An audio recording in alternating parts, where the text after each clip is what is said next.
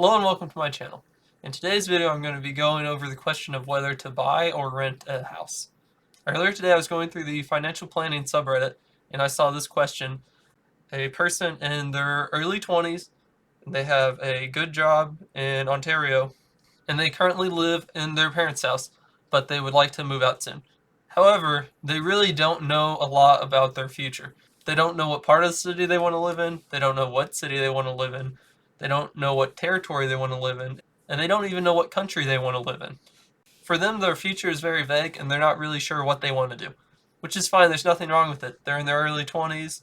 However, it does tell me the answer to this question. And the answer is he should not buy a house. I know a lot of people think that if you rent a house, it's just wasting money. And it makes a lot of sense because it's kind of true. You're just giving someone else money when you could be using it to pay off a house. However, when you don't know what you're going to do for your future, you don't have any plans or strong financial footing, buying a house could be a huge mistake. The first reason why buying a house could be a huge mistake is that in a house, if something breaks, you have to fix it. And in an apartment, if something breaks, you call someone else and they fix it.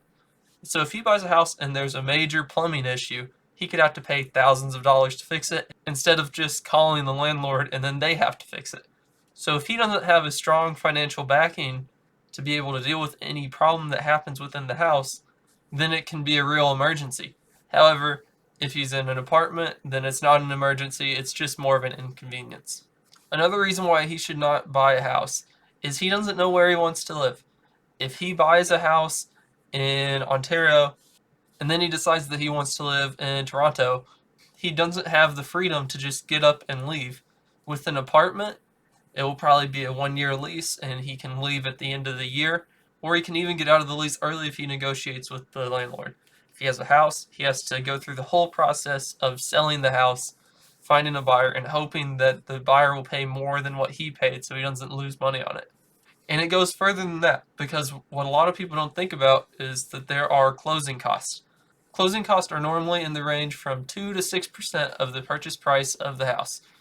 So if he bought a $400,000 house, then he's going to have $20,000 in closing costs. So when he sells the house in order to make money on it, the house will have to go up at least $20,000 in value. The general idea was to wait about 5 years for this to happen. However, today the market is crazy. But I believe, and I've seen other people say, that the housing market has potential to crash. So if he pays $400,000 for a house and pays $20,000 for closing costs on the house, and then the market goes down 25%, so then his house is only worth $300,000. If this person then wants to move to a different neighborhood, a different city, or even a different country, then they're only able to sell the house for $300,000 and they will have effectively lost $120,000.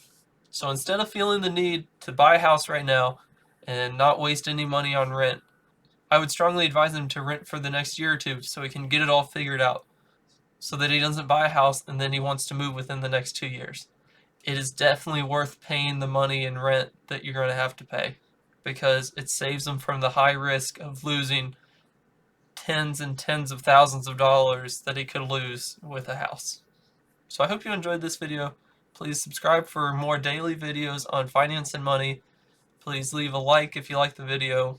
And if you have any ideas for a video, please leave a comment in the comment section below. Thanks for watching.